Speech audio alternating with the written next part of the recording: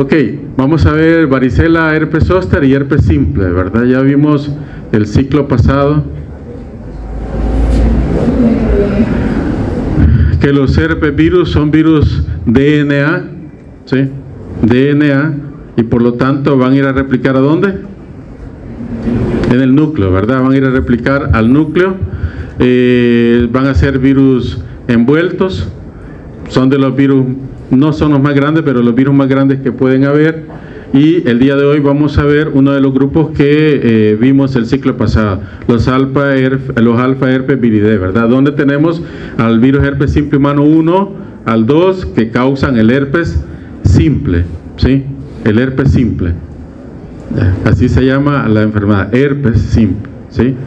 Que es causada por el virus herpes humano 1 y el 2.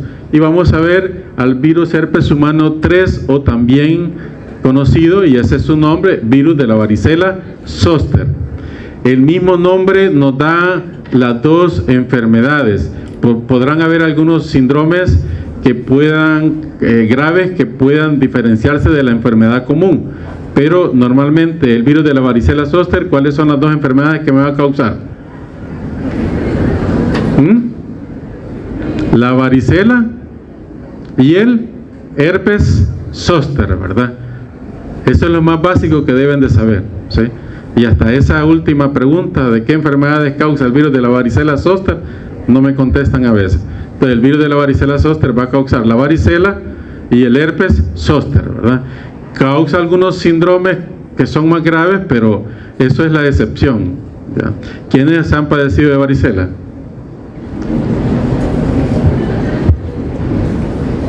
Todos, ¿verdad? ¿Quiénes han padecido de herpes zóster alguna vez? ¿Usted? No, de herpes zóster. ¿Qué es lo que acabo de decir? ¿Qué es lo que acabo de decir? Porque su compañero me decía, ese es herpes simple, ¿verdad? Causado por el herpes humano tipo 1 o tipo 2, ¿sí? Aunque si es aquí, no debería de ser tipo 2, pero a veces lo es, ¿sí? ¿A quién le ha dado herpes zóster? A nadie. Pero todos los que tuvieron varicela zóster, probablemente a futuro les va a dar herpes zóster, ¿sí? Herpes zóster.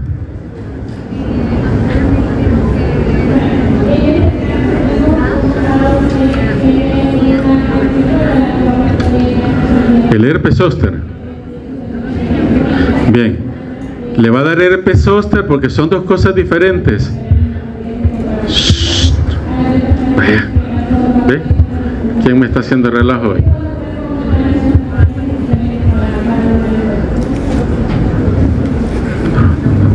Bueno. Bien, entonces tenemos al virus herpes simple tipo 1 y tipo 2 que causan el herpes simple, ¿sí?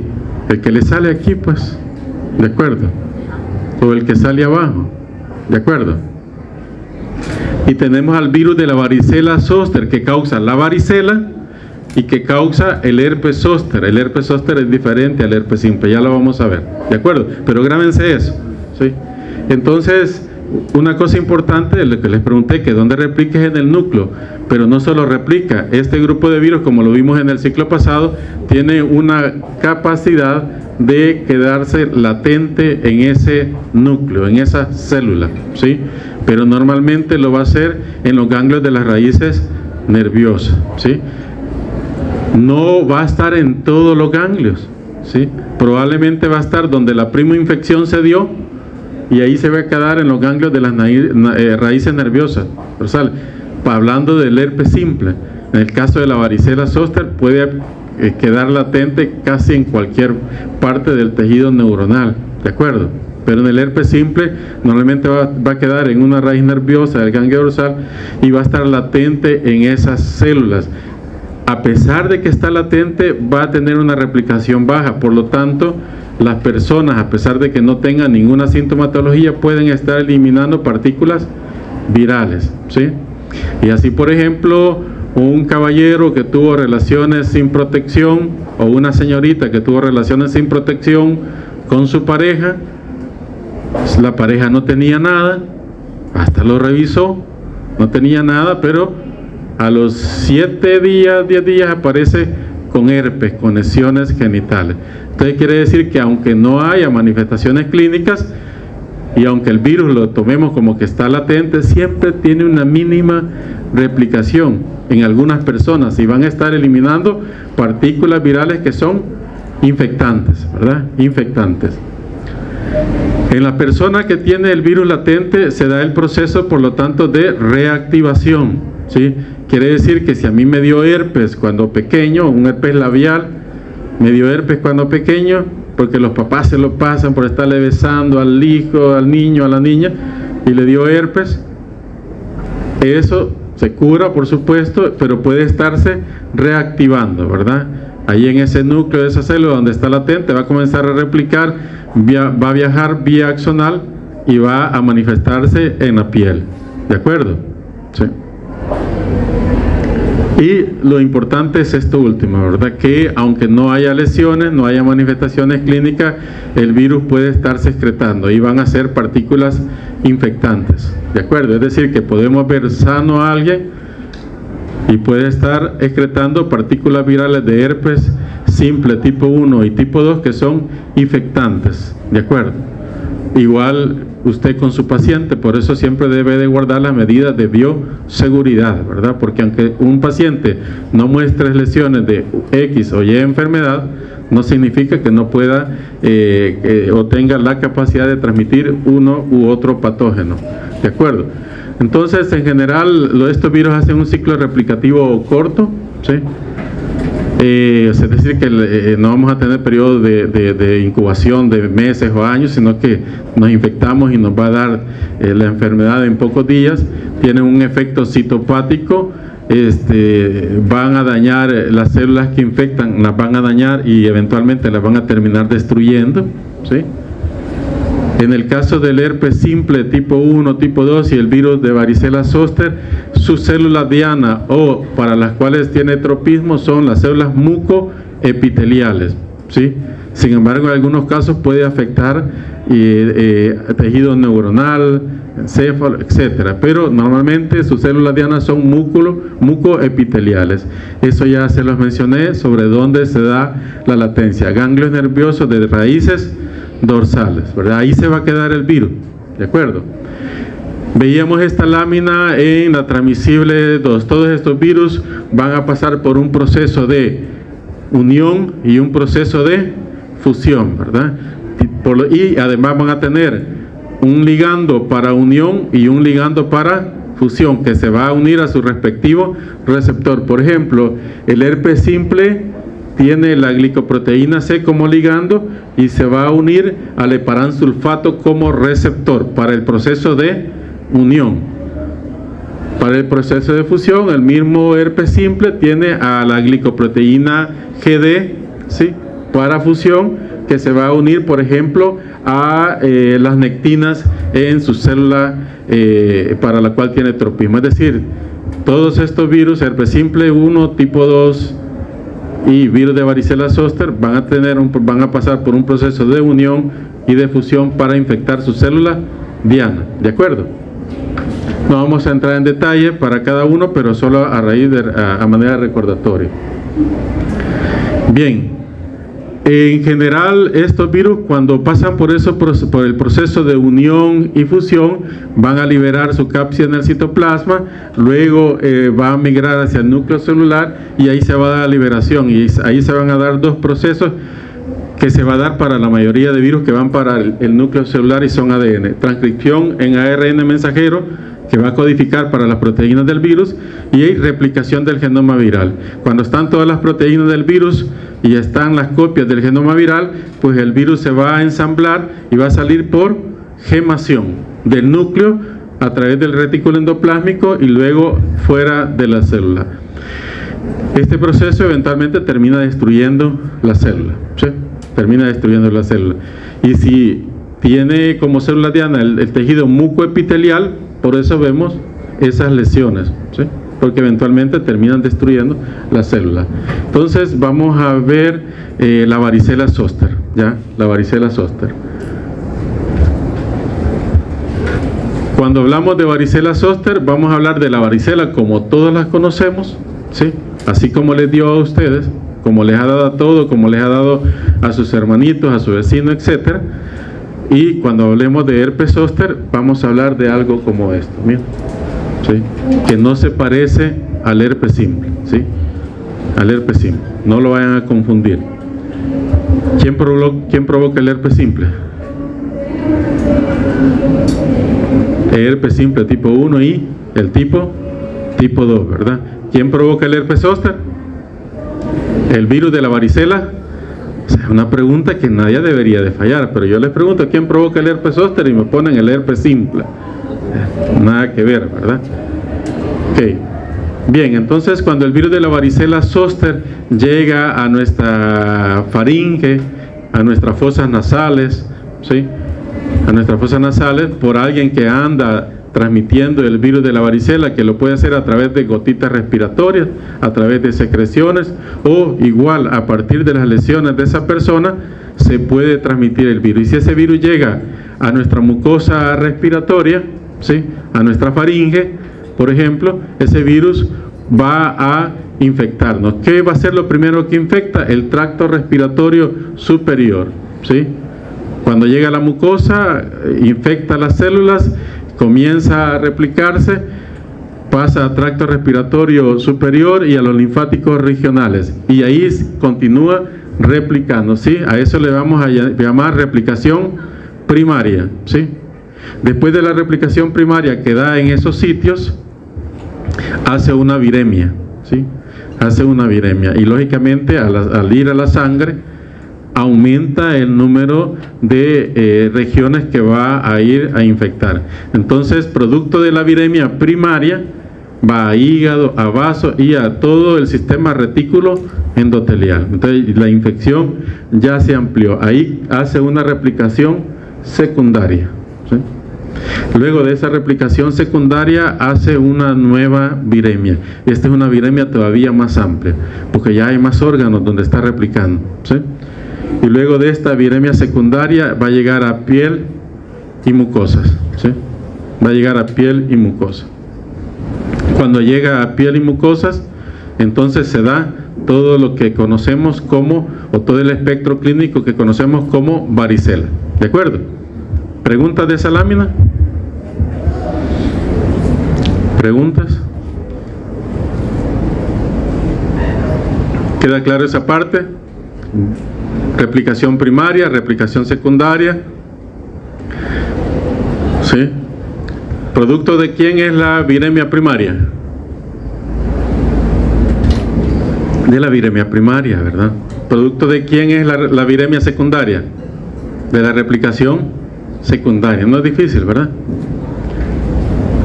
¿Dónde se da la replicación primaria?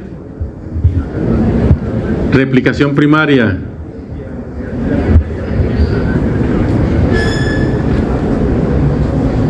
¿Dónde se da la replicación secundaria? No hay para dónde confundirse, ¿verdad? Si yo les digo a partir de qué órganos o sistema se da la viremia secundaria, ¿qué pondrían? Ya ven, entonces no tiene nada del otro mundo.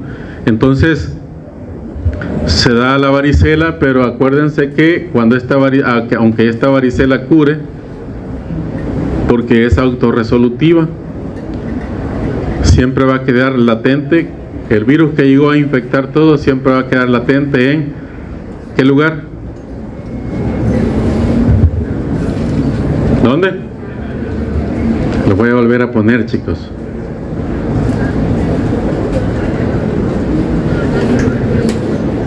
No me pongo solo en ganglio nervioso. Va. Bien.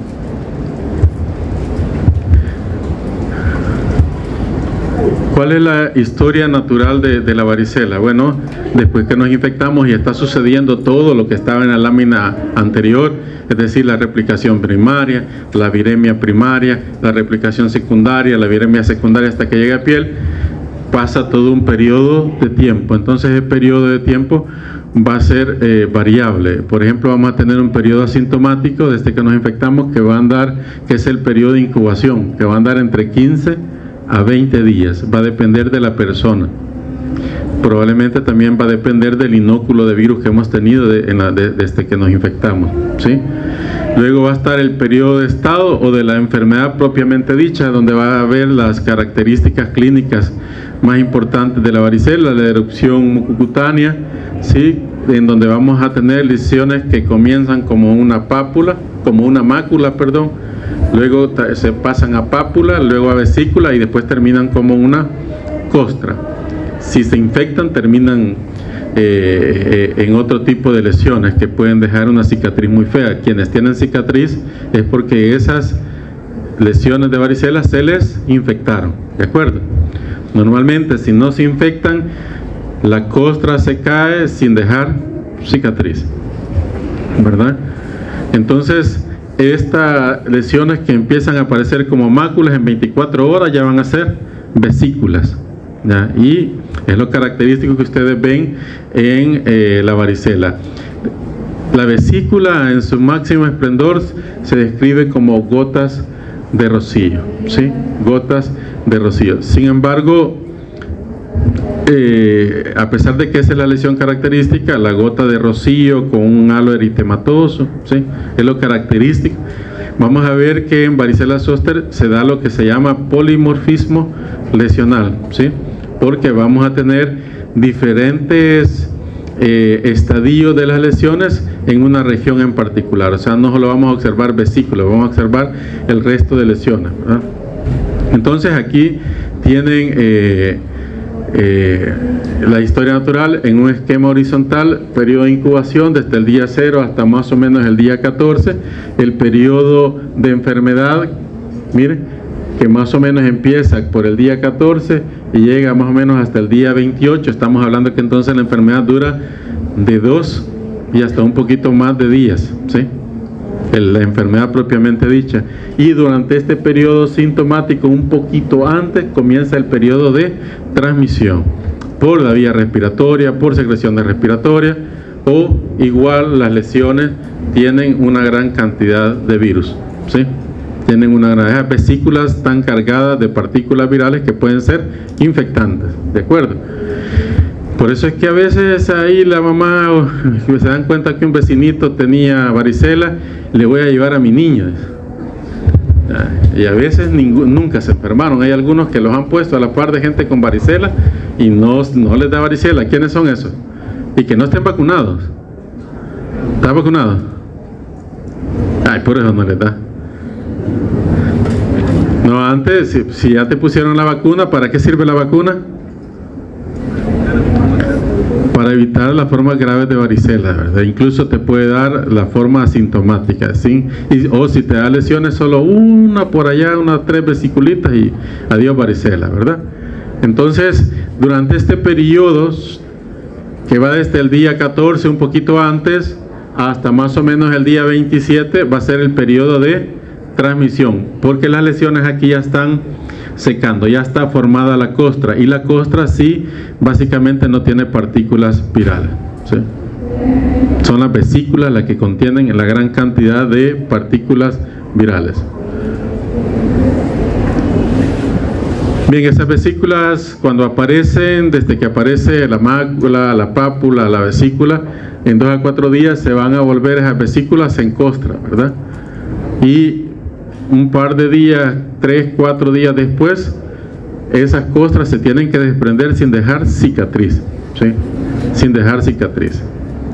Otro aspecto muy importante y que puede ayudarles a ustedes clínicamente a diferenciar de otro tipo de enfermedades eruptivas de la piel es que va a ser una erupción de tipo centrípeta, ¿verdad? Es decir, que las lesiones van a predominar en cabeza y tronco, ¿sí? Y luego probablemente se van a extender al resto de las partes del cuerpo, pero va a empezar en cabeza y tronco, y de ahí se va a extender al resto del cuerpo. Por eso es una presentación o una erupción centrípeta. Bien, ya veíamos allí en en la historia natural horizontal de la enfermedad, que el periodo de incubación puede ir hasta 14 días y la enfermedad hasta 28 días. Es decir, que la enfermedad va a durar de 2 a 4 semanas, ¿verdad? Y aquí tenemos las lesiones que se pueden presentar. Vean, tenemos que va a aparecer una mácula primero, porque les va a llegar el niño, no crean que les va a llegar con todo el montón de lesiones, porque ese es fácil el diagnóstico. El diagnóstico vuelve difícil cuando le llega a la mamá, mire que le ha dado fiebre, le duele la cabeza y solo le ha aparecido esta manchita roja aquí, ¿verdad? Así va a llegar el niño, entonces ahí ustedes tienen que...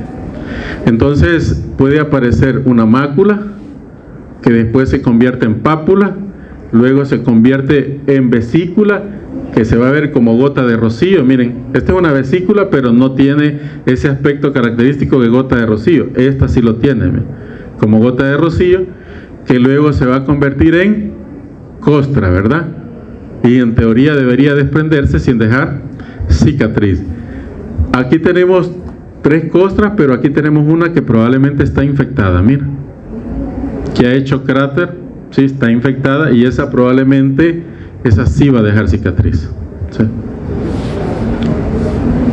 Y ahí está.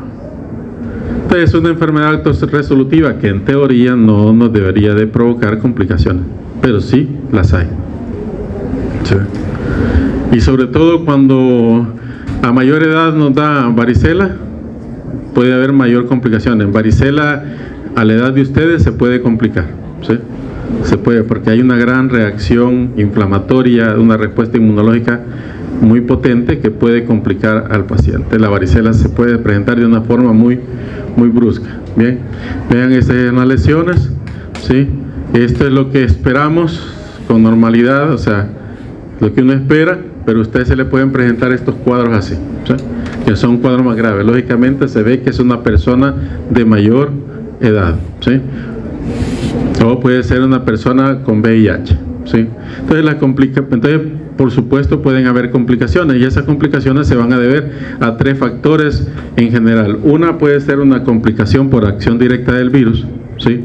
La otra por la respuesta inmune, que es lo que les estaba mencionando, sobre todo cuando se da en adultos, o una falta de respuesta, por ejemplo, en pacientes inmunosuprimidos, y además por la sobreinfección bacteriana que se pueda dar, ¿sí? Puede haber complicaciones. Entonces, esas complicaciones pueden darse en distintos niveles, pueden darse en piel, ya les mencioné una, puede darse en el tracto respiratorio, puede haber neumonitis con una neumonía bacteriana sobreagregada que puede comprometer la vida del paciente, puede haber encefalitis, meningitis, síndrome de diarrea, ataxia cerebelosa, ¿sí? Esta última, sobre todo en niños. Entonces pueden haber complicaciones neurológicas y pueden haber y pueden haber otros como miocarditis, pericarditis, trastornos hepáticos, ¿sí?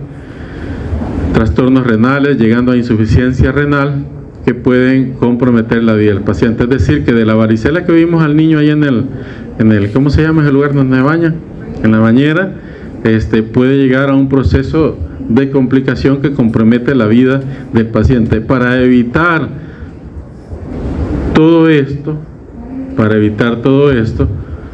es que se trabajó en la vacuna, y es así como la vacuna ha evitado muy importante todo este tipo de complicaciones.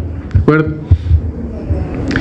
Otro tema muy importante es la varicela y embarazo, ¿sí? Solo 1 de cada 2.000 mujeres embarazadas, ¿sí?, se da casos de varicela. Es decir, aquí todas las chicas que levantaron que ya les dio varicela, pues ya les dio, pero puede ser que a alguien no le haya dado y se embaraza. Entonces, es importante saber si le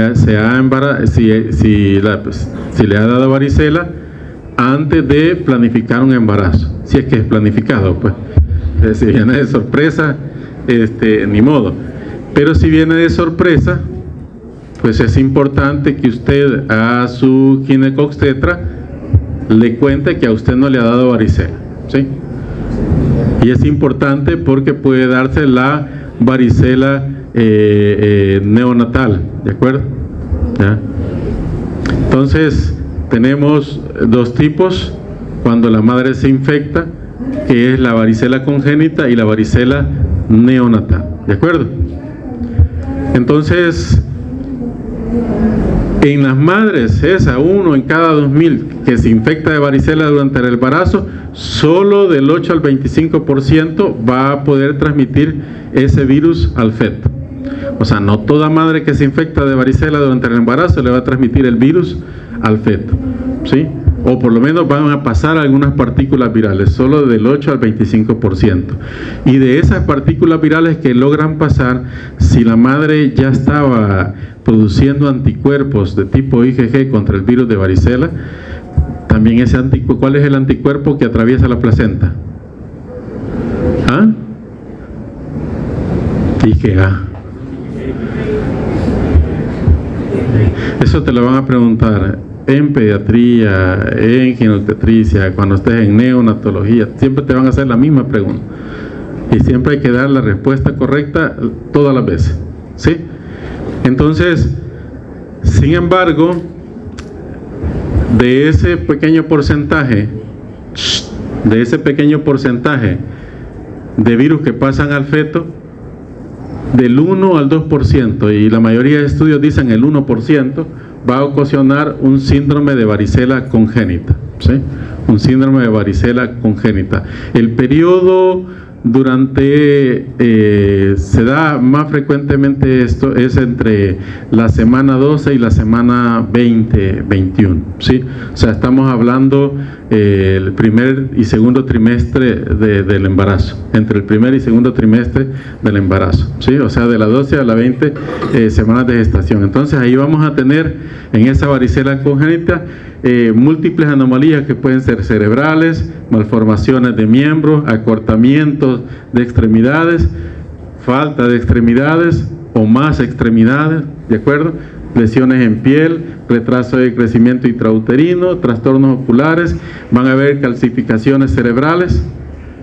Se me olvidó poner la de cerebro, pero pueden haber calcificaciones cerebrales, abdominales, cardíacas. Aquí tenemos una ultra donde se observan calcificaciones miocárdicas, calcificaciones abdominales debido a una varicela congénita, que son todos esos puntitos blancos. Todas esas calcificaciones no deberían de estar, aunque pueden presentarse en otro tipo de infecciones. Las calcificaciones, pues en este caso son bastante características de varicela, aunque siempre hay que hacer las pruebas sobre qué patógeno las puede estar causando. Pero si usted como médico tiene a su paciente embarazada con varicela y luego le aparece calcificaciones abdominales en la ultra, ¿qué virus la causa?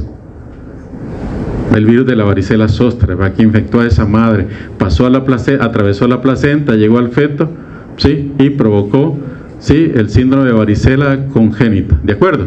Entonces es algo que ustedes pueden trabajar y prevenir, ¿verdad? Trabajar y prevenir. Y lo primero que se hace cuando llega una mujer embarazada: ¿y le ha dado varicela a usted? ¿Sí? No, no me ha dado. Entonces el médico debe tomar las medidas pertinentes, ¿de acuerdo? Luego tenemos la varicela neonatal, que no deja de ser complicada, ¿sí? La varicela, pues, esta neonatal va a ser aquella que se da en las últimas 3 semanas de gestación, es decir, que la madre va a estar infectada con varicela las últimas 3 semanas de gestación, ¿sí? Si esta infección, mientras más cercano al parto se dé, digamos que la madre empieza con las lesiones de varicela una semana antes del parto. Una semana antes del parto quiere decir que la madre, si es primera vez que le da varicela, la madre no ha tenido tiempo de producir ¿qué? ¿De qué tipo? El más importante, IgG, díganlo sin temor, ¿sí? La madre no ha tenido tiempo de producir anticuerpos IgG. Entonces, mantengan eso ahí en mente. Entonces, a la madre una semana antes aparece con las lesiones de varicela, no ha tenido tiempo, porque ya vieron en la historia natural que a los 14 días empieza ya las manifestaciones, y sobre todo en una madre que tiene una inmunosupresión fisiológica puede empezar todavía mucho más antes la presentación clínica de la enfermedad, las manifestaciones, y por lo tanto esa madre no ha tenido tiempo de producir IgG, es decir, no hay defensa. A la sangre que está pasando por la placenta al que va a nacer no lleva IgG, ¿sí? Bien, entonces El periodo cercano al parto entonces puede provocar consecuencias al recién nacido, sobre todo 5 días antes o 2 días después del parto. O sea, si el bebé se infecta 5 días antes del parto o 2 días después del parto, puede presentar un cuadro de varicela neonatal muy grave, porque ni la madre le transfirió IgG y tampoco él la va a estar produciendo. ¿De acuerdo? Por eso puede ser un cuadro muy grave, ¿sí? Entonces, ¿cómo puede ser el contagio? Puede ser que la madre se infectó unos 15 días antes del parto y por lo tanto el virus pasó a través de la placenta e infectó al que iba a nacer en ese momento. Una infección durante el parto, la madre ya tiene lesiones, usted no la revisó o ella no dijo y al momento de pasar por el canal del parto se terminó infectando, ¿sí? Que por cierto, esta es una de las formas de transmisión que nos presenta los cuadros de varicela neonatal bastante grave. O por gotitas respiratorias, tanto de la madre que está infectada o del personal que pueda estar infectado atendiendo. Lo pueden infectar al recién nacido. Según la vía de contagio, así va a ser más o menos grave y dependiendo de qué tan cerca del parto se infectó, ¿sí? Ya les expliqué por qué. Entonces, es fácil discernir cuál es una varicela congénita y cuál es una varicela neonatal. ¿Cuál sería la varicela congénita? ¿Cuál sería? Todos. La primera, esta. ¿Por qué? Por las malformaciones, ¿verdad? Acortamiento de miembro, falta de miembro, más miembro, ¿sí? ¿De acuerdo? Malformación. Entonces, esto muy probablemente, esta infección se dio ¿en qué semana de embarazo más o menos? La 12 a la 20, ¿verdad? O puede ser un poco antes, entre el primer y segundo trimestre del embarazo. Y esta, una varicela neonatal, ¿sí? Viene una gran neumonitis por varicela neonatal. Miren, varicela neonatal, recién nacido, ¿sí? Un cuadro grave, ¿sí? Entonces, en general, la varicela es cosmopolita. Antes todos la padecíamos, hoy está la vacuna y muchos no han padecido varicela, pero tienen protección. Es una enfermedad benigna, ya eso ya lo vimos, y sobre todo la gravedad se da en este grupo de pacientes que está acá, que se los puedo preguntar, ¿verdad? Y la embarazada, sobre todo para el feto y el neonato, ¿de acuerdo? Profilaxis, claro que la hay, que es la vacuna y también anticuerpos, pero eso creo que no lo vamos a ver el día de hoy. Varicela zoster, ¿sí? Varicela zoster. El diagnóstico va a ser clínico, ¿sí? Usted ve el niño ahí con todas las lesiones, es clínico, realmente no va a necesitar ninguna prueba de laboratorio, no lo necesita, ¿sí? El diagnóstico va a ser clínico. Ya si usted le quiere mandar algún examen, es innecesario, ¿ya? El reservorio del hombre, transmisión ya lo hablamos y ya vimos que hay vacunas, ¿ya? La vacuna ya tiene bastante tiempo de estar presente. Tenemos varias posibilidades de vacuna, con la única prevención que las vacunas están hechas a base de virus vivos atenuados, ¿sí? Quiere decir que hay que tener cuidado con estas vacunas en pacientes inmunosuprimidos, mujeres embarazadas, etcétera. Ahí les pongo una lista de en quienes se tienen que tener mucho cuidado, porque puede ese virus dar también una reactivación y dar una enfermedad grave, y normalmente puede presentarse un síndrome variciliforme, ¿sí? Que no es grave, pero puede darse, ¿sí?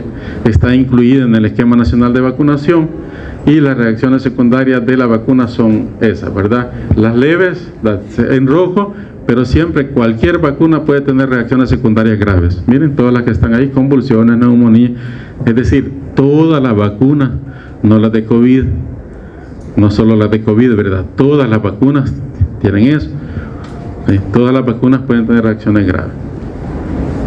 La eficacia en ambientes endémicos como el nuestro es de 100%, ¿verdad? 90% de los vacunados van a estar protegidos, no les va a dar la enfermedad, y hay un 10% de los vacunados que sí les va a dar una enfermedad leve, ¿de acuerdo?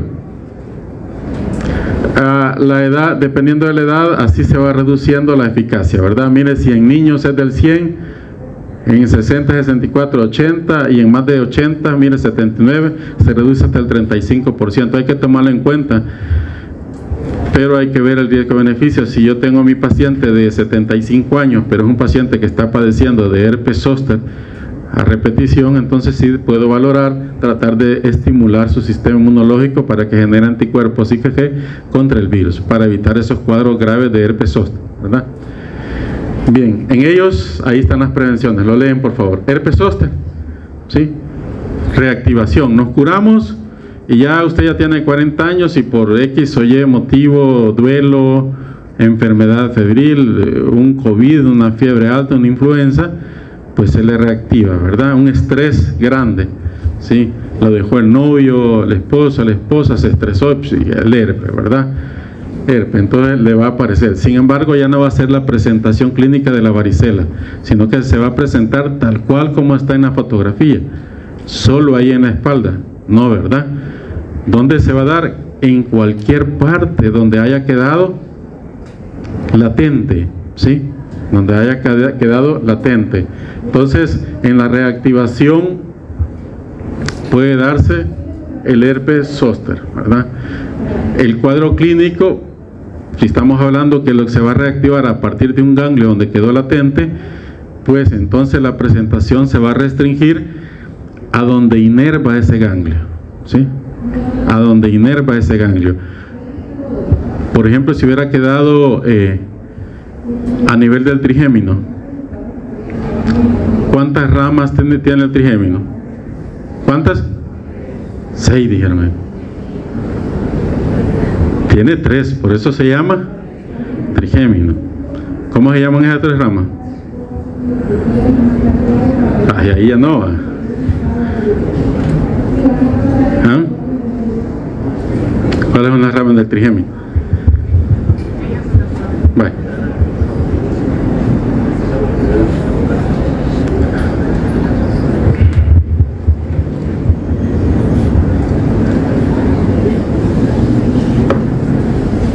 De todos modos, creo que vamos a dejar la clase hasta aquí, que no aguanto la garganta. A veces me siento mal por insistir. Pero tienen que estudiar anato, bioquímica de Leninger y la anatomía. Tienen que estudiarla hoy en diciembre, ¿sí? Que no nos pueden seguir echando la culpa a nosotros de que ustedes llegan allá y no saben nada, ¿sí? Porque eso dicen, no les enseñan nada, ¿no? Pero hay un pequeño detalle, y porque ustedes, si aún no recibieron anatomía como debe, ¿por qué no se echan anatomía? Pues, si no recibieron bioquímica como debieron haberla recibido, ¿por qué no leen Leninger? O sea, el que no se les haya dado como debió, por las razones que sea, por la pandemia, por los juegos, por lo que sea, ustedes deben de entonces corregir esa deficiencia, lo vamos a llamar, ese defecto de formación, porque es corregible. ¿Cómo se corrige? En diciembre, ¿verdad? En diciembre. Mire, cuelgue la gabacha blanca, póngala allá en la pared y usted ponga Leninger acá, y cuando esté aburriendo se vuelve a ver la gabacha, ¿verdad? Que le sirva de estímulo, ¿sí? Que le sirva de estímulo. Entonces, ¿por qué es importante saber de anatomía?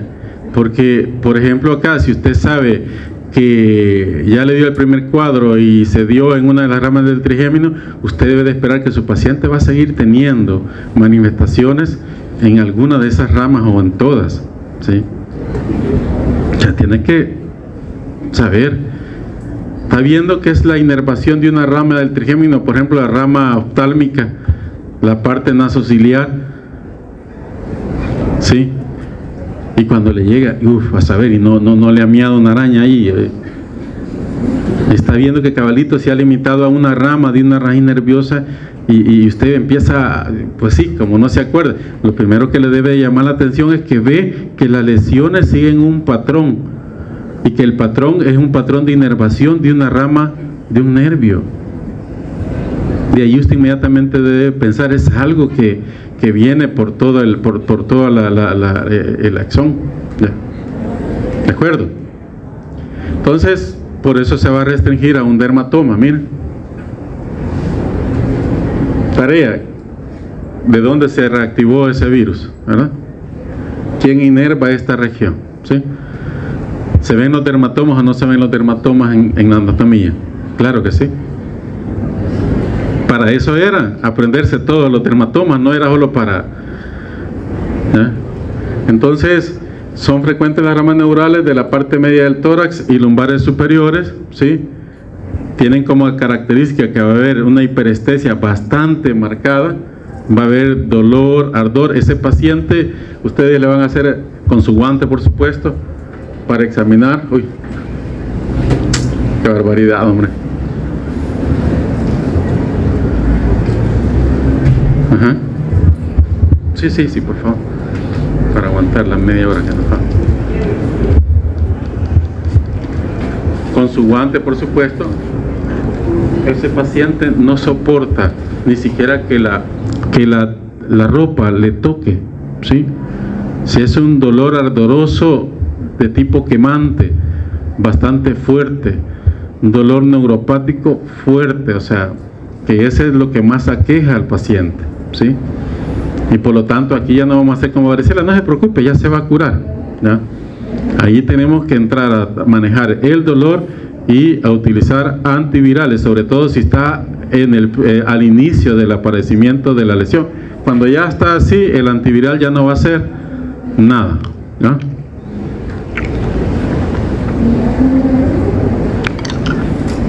Bien, entonces va a haber ardor en la trayectoria de un nervio sensitivo, no solo donde está la lesión, sino que el ardor puede ir. Si ustedes ven que está aquí esta parte del dermatoma con la lesión, pero ustedes se acuerdan de anatomía que la raíz nerviosa viene aquí, van a ver que va a haber ardor y dolor también en el trayecto del nervio, ¿de acuerdo? Y las vesículas ya no va a ser como en varicela, aquí se van a agrupar en racimo, ¿sí? Así, mire, va a haber grupos de vesículas que se agrupan como con una base eritematosa en racimo. Luego, estas pueden terminar en pústulas, ulceraciones, y es bastante complicado. No es como la varicela, ¿sí? Va a haber zonas de necrosis, escara, y digamos que este es un cuadro que no está complicado, hay cuadros peores, ¿verdad? Entonces tenemos herpes zóster oral, mire, en la zona trigeminal, ¿verdad? De acuerdo a donde vea la lesión, así es la región del nervio de donde se ha reactivado, ¿verdad? Por ejemplo, la segunda zona de la rama maxilar superior, va a ver que va a estar afectado paladar, velo del paladar y las mejillas. Ahí va a observar usted la lesión. Entonces usted dice, ay, como yo soy experto en anato, pues ahí se reactivó el virus. ¿De acuerdo? Puede estar afectado la zona del facial, el glosofaringeo, ¿sí? Pueden darse algunos síndromes muy característicos, como el síndrome de Reissenhund, ¿sí?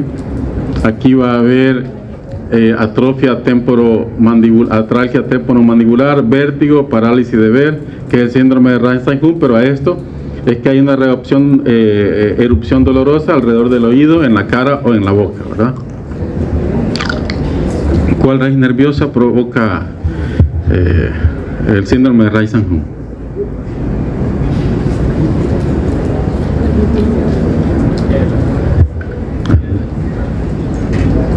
La zona facial par 7, ¿verdad? Se alcanza a leer bien, ¿verdad? Ya. Ok, entonces vean que es importante aprenderse eso. Aquí tenemos una afectación siempre del trigémino. Casi que siempre que está afectado el trigémino, el 30% de la vez va a afectar la rama nasociliar. Y es una característica de la rama nasociliar, es que las lesiones van a empezar de la punta de la nariz, pasando por la región ocular y región frontal del lado que corresponde, ¿de acuerdo?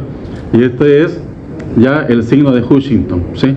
Que va a estar acompañado de complicaciones oftálmicas, afectación de la rama nasociliar del trigémino, ¿de acuerdo? Del quinto par trigémino, ¿de acuerdo?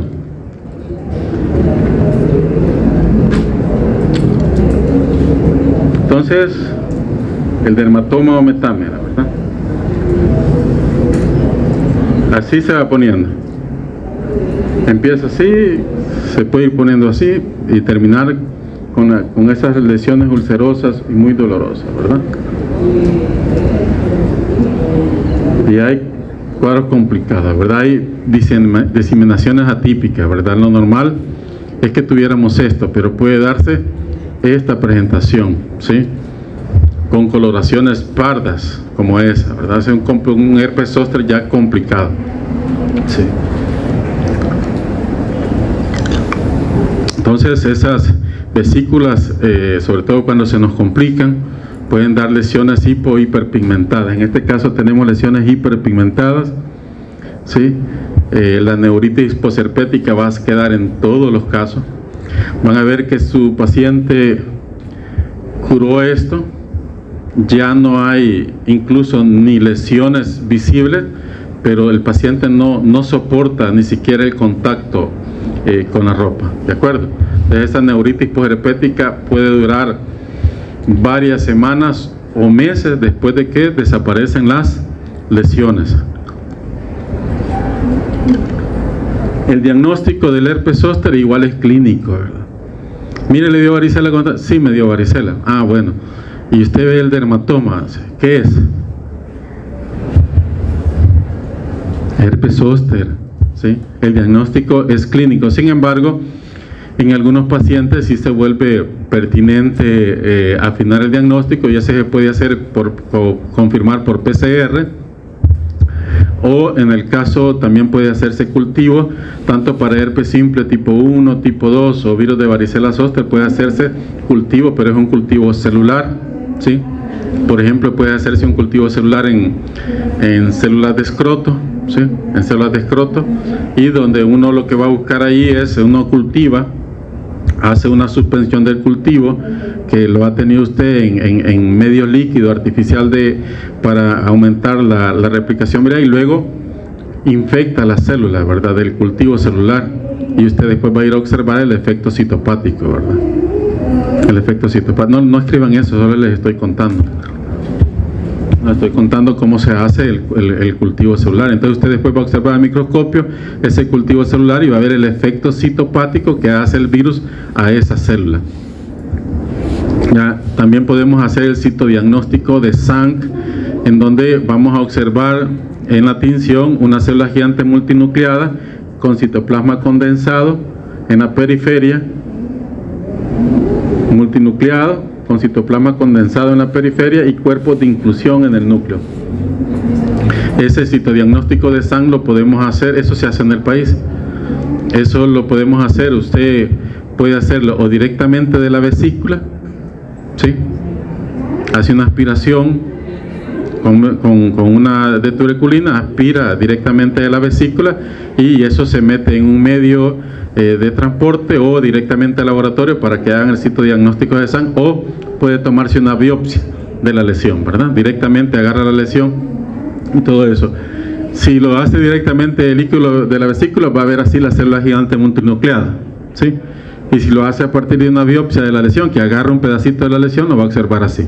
La célula gigante multinucleada, y ya está. Aquí va a estar en medio, se ve menos células porque están en el medio líquido, ¿verdad? ¿De acuerdo? Diagnóstico diferencial del herpes zóster. ¿Con quiénes creen que vamos a hacer diagnóstico diferencial? ¿Ah? Con herpes simple, ¿verdad? Porque el herpes simple, sobre todo en sus presentaciones atípicas, ya no solo va a estar en genitales y en la región muco-oral, ¿sí? Ya, orolabial, no, se va a poder presentar en otras partes, ¿de acuerdo? Entonces, el primer diagnóstico diferencial con herpes simple, con eritema polimorfo, con algunas reacciones debidas a fármacos, algunas reacciones dermatológicas, con infarto al miocardio, ¿sí? Con pleuritis, con colecistitis, ¿de acuerdo? Entonces se va a poder hacer diagnóstico con esos cuadros, ¿sí? Con esos cuadros. Si alguien escucha esto va a decir, qué absurdo, el herpes zóster va a ser diagnóstico diferencial con una colecistitis, ¿sí? ¿Dónde se aloja el virus? ¿Dónde está latente? Correcto, entonces, antes de que aparezcan las lesiones, por esa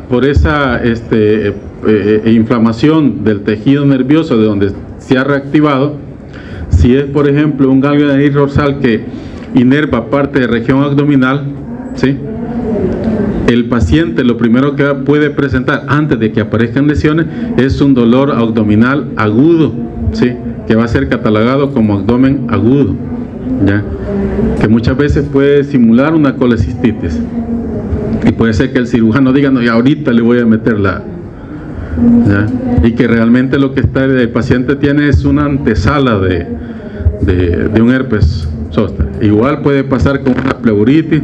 Si la presentación va a ser en tórax, antes de que aparezcan las lesiones, el paciente puede padecer un cuadro de dolor a nivel de tórax, un dolor precordial, ya de tipo ardoroso, quemante, sin que tenga lesiones. Entonces puede confundir y presentar. Entonces debe de tenerse mucho cuidado, ¿verdad?, con el herpes zóster. Y sobre todo cuidado porque el herpes zóster en teoría no le va a hacer mayor cosa, pero lo que puede pasar es que si confundo yo una colecistitis con herpes zóster, voy a hacer un procedimiento que era innecesario, ¿sí? Afecta a todas las razas, más adultos y ancianos, y sobre todo pacientes con alteraciones inmunitarias, se presenta hasta el 2 al 25% de los casos.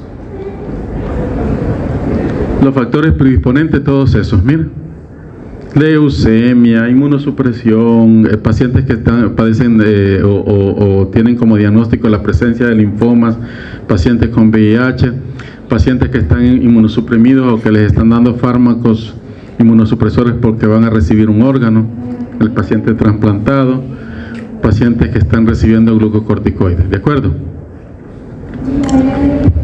Entonces, la prevención en estos pacientes. ¡Ay! Se me acabó el café. Lo que ve el fondo. Entonces, el herpes zóster en los vacunados va a ser menos grave, ¿verdad?, y menos frecuente, ¿sí? Y el dolor va a ser excepcional, es decir, no siempre se va a presentar. Entonces, la vacunación también ayuda al herpes zóster, ¿verdad? Bien. Terminamos con virus de varicela zóster y vamos a pasar al virus herpes simple. ¿Cuáles son los dos patógenos que causan el herpes simple? Virus de la varicela zóster. ¿Cuáles son los dos patógenos que causan el herpes simple? Tipo 1 y tipo 2, ¿verdad? Tipo 1 y tipo 2. Pero igual, los cuadros que normalmente vemos son estos, pero podemos llegar a tener este tipo de cuadro, ¿sí? Sobre todo cuando usted se le olvidó que el herpes simple también es importante, ¿sí? Sobre todo al momento de atender un parto, ¿de acuerdo? Entonces, el herpes simple va a provocarnos distintos cuadros clínicos. Puede provocar estomatitis, ahí vamos a tener herpes labial, vamos a tener gingivoestomatitis herpética, también podemos tener el herpes genital, balanitis, vulvovaginitis herpética, podemos tener otra como proctitis, un herpes perianal, queratoconjuntivitis, un herpes complicado en el neonato, un herpes perinatal diseminado, eczema herpético, etcétera, y ahí faltan, ¿sí? Y podríamos seguir hablando de presentaciones, es decir, que el herpes no solo se presenta en la región orolabial y genital, sino que puede tener otro tipo de presentaciones. Transmisión por contacto directo, puerta de entrada a la mucosa oral y la mucosa genital. El virus, igual que el anterior, causa efecto citopático y además tiene una característica muy importante de formar sincitios. En las células que infecta el virus, esas células tienen tendencia a formar sincitios y por lo tanto el virus puede transmitirse de célula a célula evadiendo el sistema inmunológico, ¿verdad? Nos da la primera infección, por primera vez nos dio herpes, nos curamos, pero el virus queda latente, ¿verdad? Y por lo tanto puede reactivarse.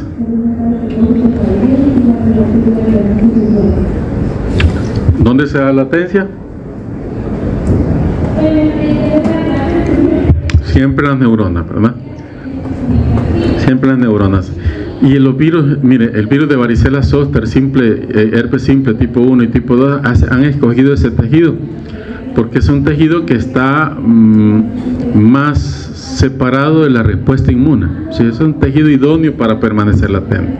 ¿Sí?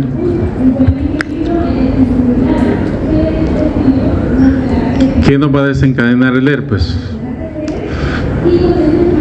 La verdad que distintos factores: inmunosupresión, estrés, desnutrición, un duelo, me dejó el novio, me dejó la novia, tengo parcial, tengo diferido el viernes y falté los 2 lunes, así que tengo 2 diferidos cortos el viernes. ¿Sí? Ese estrés puede provocar algún grado de inmunosupresión ya en ese paciente, en esa persona, y de repente viene el viernes con la lesión ya, ¿verdad? ¿De acuerdo? Hay un aspecto, y esa reactivación puede darse mensual, anual, depende de cada persona. Hay un aspecto que a mayor duración de la infección primaria, desde que a usted le apareció el herpes cuando chico y le duró bastante, esa persona tiene más predisposición a estar padeciendo de la recurrencia, ¿ya? ¿Quiénes van a tener recurrencia? Casi todos, ¿sí? Casi el 100%, ¿verdad? Si les dio herpes una vez, allí tienen el virus, ¿ya? Depende de los otros factores para que se dé la recurrencia, ¿verdad? Otro aspecto muy importante es que cuando hay síntomas, el 98% van a estar eliminando virus, ¿sí? ¿Ya?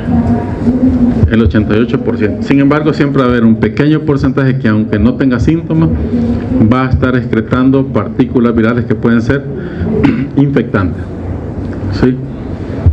Entonces tenemos dos presentaciones: una presentación sintomática o una presentación asintomática. En una presentación sintomática, si usted tiene como historia, mire, a su niño o usted ya le había dado herpes, sí, fíjese que me dio hace como 2 años y todo, bueno, entonces ¿cómo va a clasificar esa infección? Como una recurrencia, ¿verdad? Pero si hay infección sintomática, no hay historia de haber padecido la enfermedad y usted hace un test de anticuerpos y no hay anticuerpos, quiere decir que es una infección inicial, ¿verdad? Perdón, una primo-infección si no hay anticuerpos. Pero si está la infección sintomática, no le da historia previa, pero hay anticuerpos, es una infección inicial no primaria, ¿sí? ¿Por qué una infección inicial no primaria? Porque algunas personas que se infectan no presentan el cuadro, pero quedan infectadas, ¿de acuerdo? En teoría,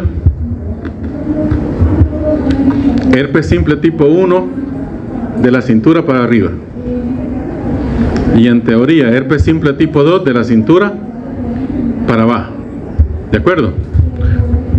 Pero por culpa de los romanos, de los griegos, ¿y por qué me vuelven a ver? ¿Qué creen que voy a decir?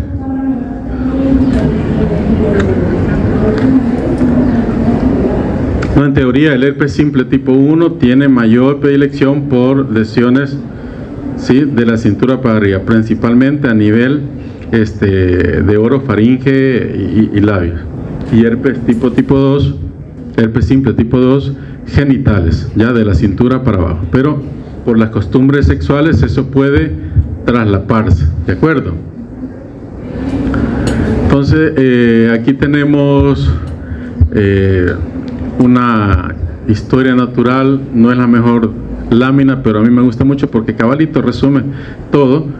Vemos que tenemos el periodo de incubación desde que se infecta hasta que aparecen las lesiones, que pueden dar con un periodo de incubación de 2 hasta 10 días, y van a ver que tanto en la varicela, y eso obvié decirlo, aparecen también signos y síntomas que no son las lesiones, El paciente puede presentar fiebre, cefalea, malestar general, decaimiento, ya el paciente quiere estar acostado, sobre todo los niños se sienten muy mal. Pero igual, en el herpes simple, normalmente la persona empieza con prurito en la región donde va a aparecer, pero además se siente irritado, con febrícula, con un pequeño dolor de cabeza. Entonces esos síntomas generales, un decaimiento, y uno dice, yo siento que me voy a enfermar, dice. Y siente además el prurito, y justo ahí donde siente el prurito después aparecen las lesiones. Entonces esas sintomatologías generales van a aparecer siempre, ¿verdad? Pero duran casi la mitad del tiempo de lo que duran las lesiones locales, ¿verdad? Entonces aparecen las lesiones y usted ya deja de tener fiebre, el malestar general, pero se queda con ahí, ya con las lesiones ahí, que siente quemazón, un ardor quemante, dolor, ve que la vesícula se va agrandando, ya le da pena, además duele mucho, ¿sí? Y ahí va avanzando, y esos síntomas generales pueden durar hasta 14 días, ¿sí? En teoría deben de curar sin dejar cicatriz, ¿verdad? Sin dejar cicatriz.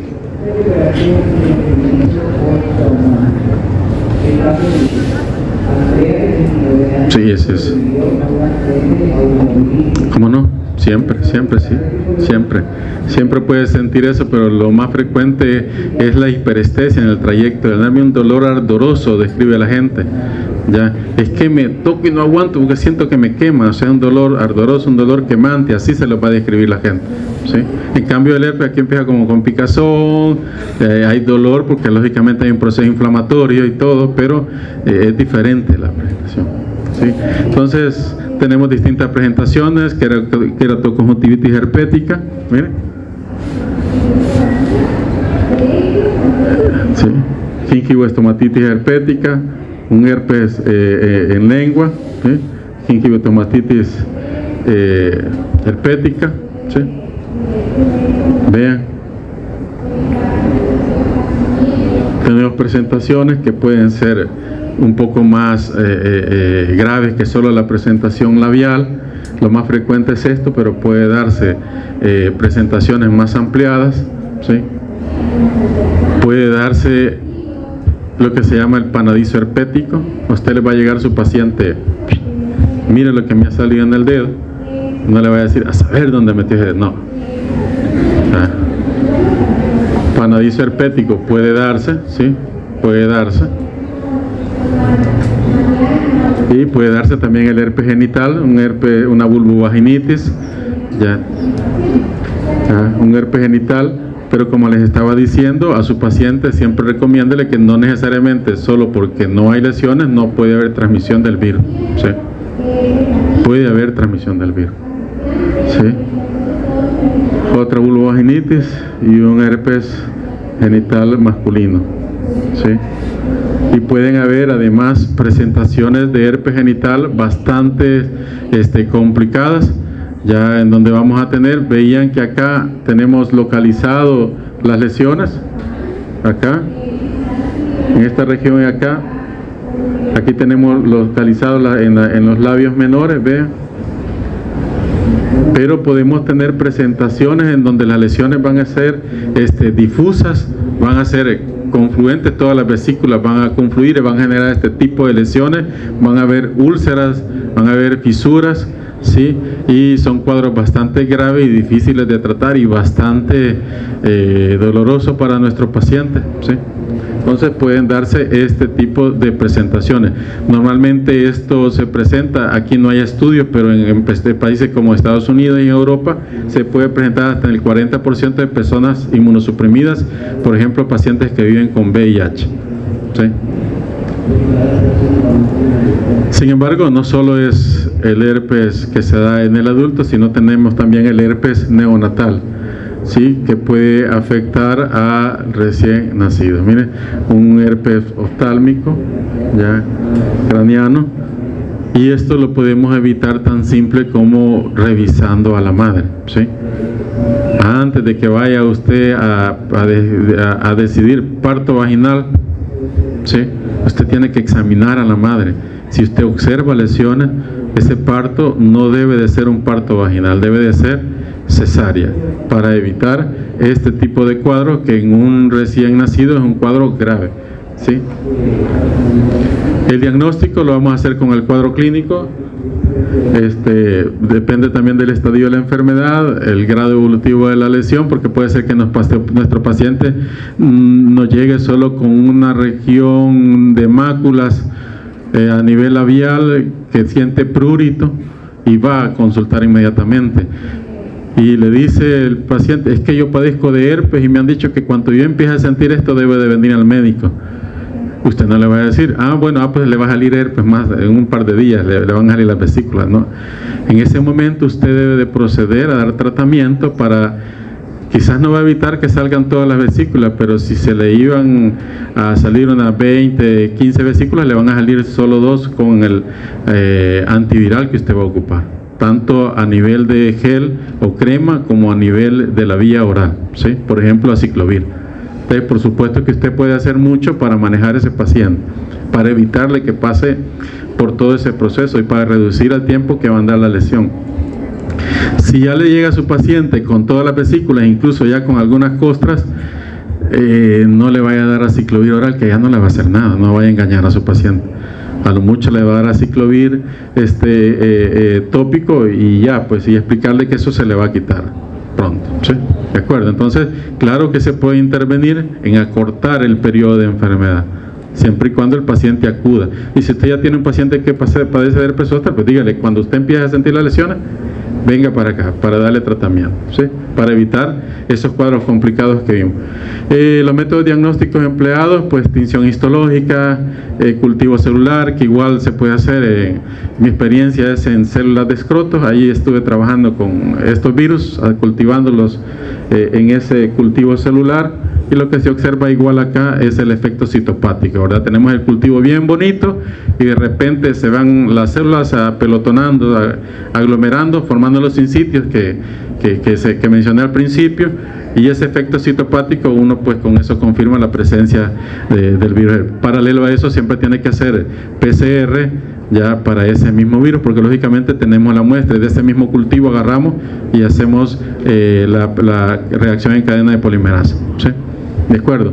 Pero igual todo eso no lo tenemos a la mano, aunque ya hay en el país, pero también podemos hacer citodiagnóstico de SAN, donde vamos a ver las células gigantes multinucleadas con los cuerpos de inclusión nucleares y el citoplasma escaso, sí, y casi en la periferia nada más el citoplasma. Y va a depender también si agarramos como muestra para el citodiagnóstico de SAN de la vesícula o agarramos una biopsia.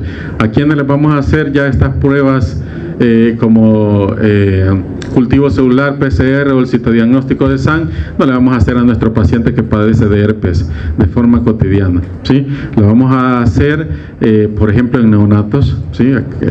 2 días de nacido y tiene lesiones herpéticas, tenemos que proceder a hacer adecuadamente nuestro diagnóstico. En el caso del neonato, una de las muestras importantes también es la orina, ¿sí?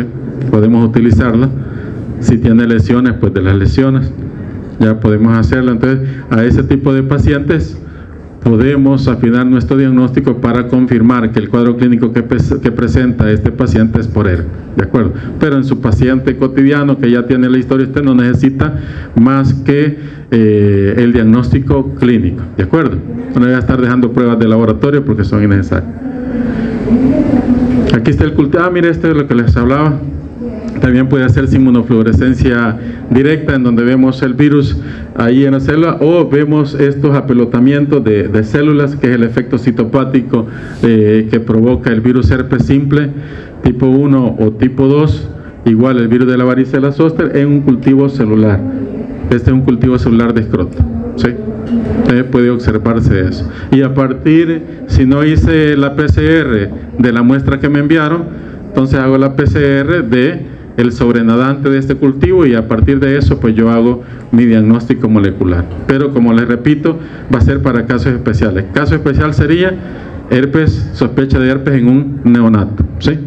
De un neonato, ¿de acuerdo? Ahí está, miren. También cuando tenemos cuadros de encefalitis herpética en pacientes con VIH, meningitis herpética en pacientes también inmunosuprimidos o en neonatos, y en las formas atípicas como las que les presentaba, sí, en la lámina anterior, que ahí se las volví a poner. Si yo tengo un paciente con ese tipo de cuadro que no es normal,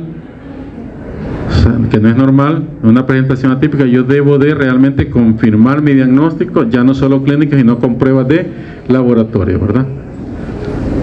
Aquí es forma típica de herpes genital. Mire, ahí se ha ido un punto, esto debería estar acá, mire, chicos. No vayan a ponerme que voy a hacer citodiagnóstico de examen y cultivo para todo herpes genital, o sea, no. Sino que formas atípicas de herpes genital. El diagnóstico serológico es limitado, ¿sí? O sea, imagínense yo me pongo a hacer anticuerpos para herpes. ¿Quiénes han tenido herpes? Nadie. Herpes simple tipo 1. Nadie ha tenido herpes nunca en su vida. Y yo ahí los he visto a veces así, hasta echándose maquillaje y todo, pero bueno, está bien, nadie ha tenido, ¿verdad? Nadie ha tenido. Es importante saber cuándo fue la primoinfección, chicos, ¿sí? Es importante saber porque así uno pues le da buen manejo a su paciente, ¿sí? Y además puede tomar algunas medidas para prevenir las reactivaciones. Si usted empieza con sintomatología inespecífica, ya vieron que el herpes va con sintomatología general inespecífica y después inician las lesiones.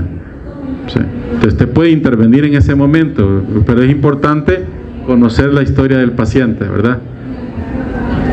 El diagnóstico diferencial: sífilis, herpes zóster, candidiasis, síndrome de Stevens-Johnson, dermatitis por contacto, impétigo, aftas y otras lesiones dermatológicas, sobre todo en las presentaciones atípicas de herpes, ¿sí? Todas las clases que estuvieron viendo de infecciones bacterianas cutáneas y subcutáneas podrían en algún momento tener que hacer diagnóstico diferencial con un herpes de presentación atípica, donde no van a ver las vesículas, van a ver las lesiones que estuvimos observando, ¿de acuerdo? Y eso ya lo estuvimos mencionando, ¿verdad?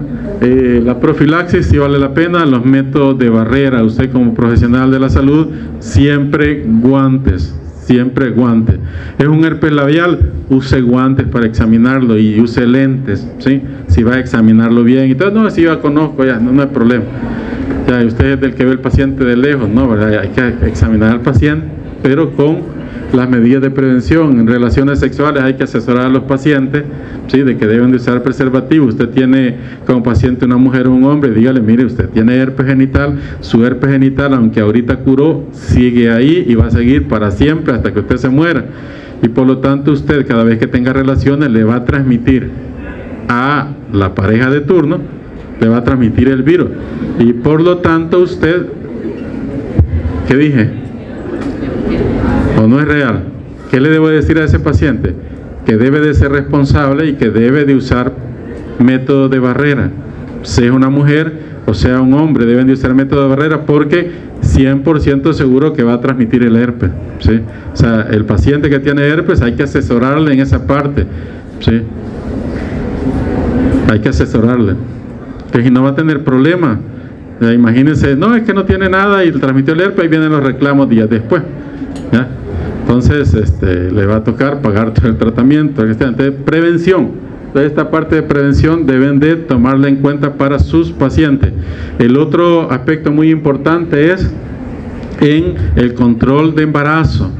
Desde el principio hay que historiar a esa persona. ¿Usted ha padecido de herpes? Sí. ¿Y de cuál herpes? Ay, fíjese que me salió ahí abajo, le va a decir. Ah, bueno, entonces es un herpes genital. La madre entra en una inmunosupresión fisiológica en el embarazo. Entonces usted tiene que estar preparado que al momento de parto, por lo menos vigilar que no haya presencia de lesiones. Historiar a la madre no ha sentido sintomatología de herpes genital, porque la madre ya sabe, como decía antes, pues. No, y usted revise que no hay lesiones. Ante las más mínimas lesiones que ya usted observe, ya ese bebé ya no puede nacer por parto normal, sino que debe de ser una indicación de cesárea, ¿de acuerdo? No hay vacunas, ¿sí? Y solo el trabajo que usted puede hacer con los antivirales, eso sí, si usted interviene al principio, el paciente le queda muy agradecido y regresa otra vez a consultarle, es cliente seguro, ¿sí? Digo, paciente seguro. Sí, pues sí, Así es que si usted no cura a su paciente, ese no va a regresar, ¿sí? Va a decir, esa doctora no sabe nada, yo llegué y peor me puse, ¿sí? Pero cuando usted ya, doctor o doctora, y le llega a su paciente, a mí siempre me da un herpes genital grave, y yo desde que voy donde ese doctor, a mí medio me da y me curo rápido, o sea, va a regresar, y todas las y los que tienen herpes genital, para la clínica del doctor o de la doctora, ¿verdad? Entonces usted va a ser un médico exitoso, ¿verdad? Exitoso. O sea que aquí para tener éxito hay que estudiar, ¿verdad? Gracias, chicos, nos quedamos.